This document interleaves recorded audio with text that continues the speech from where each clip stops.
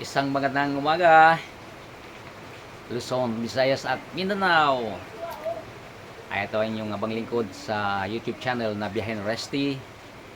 Inibitahan ko po kayo lahat ngayong alas 9. Kung loobin ng Diyos ay mag-live ako.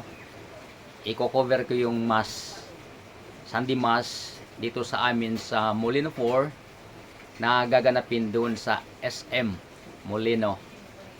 O, linggo-linggo guys, mayroong misa doon bukod dito sa simbahan namin. Ang gusto ni Mrs. ko na doon kami magsimba ngayon, hindi lang naman to ngayong pagkataon na to na nagla-live tayo dyan. Mayroon na rin siguro akong mga 3 live dyan. Ngayon, naisipan kong i-live ko uli para sa ating mga kababayan na hindi makapunta ng simbahan dahil hindi natin alam kung anong rason, baka busy, may mga pupuntahan. Ay kung nakatambay kayo at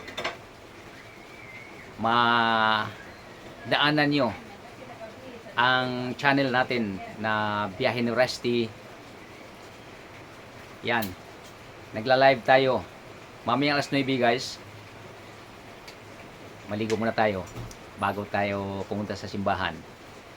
Sikapin natin, pilitin natin kahit na umulan dito guys, malakas.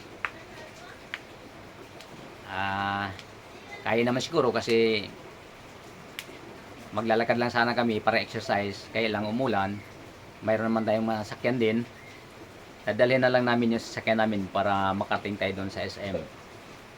Kaya imbitahan ko kayo guys, lahat ng aking mga followers dyan, tumatangkilik sa Biyahe ni Resty. Kung may time kayo na panoorin itong i-cover natin na Mass, yan, mag-live ako ngayon. Sa hindi makapunta na simbahan, pwede nyo sigurong panoorin dito kasi live naman natin.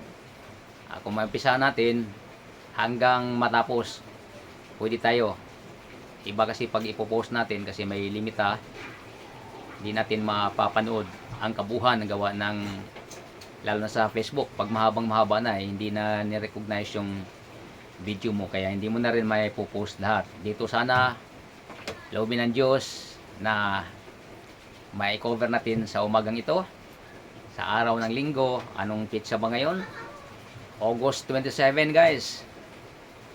Ayan, panoorin po natin, imbitado ang lahat para naman sa ating spiritual na pangailangan.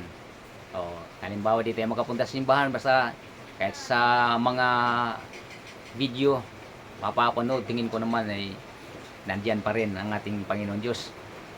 Kasi kahit saan ka ay nandiyan, naririnig tayo at nakikita tayo. Yan lang muna guys.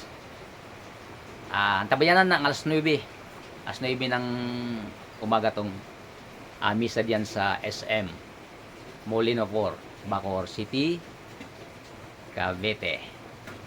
Maraming salamat po. Kabulbulan dila ko, ano ba?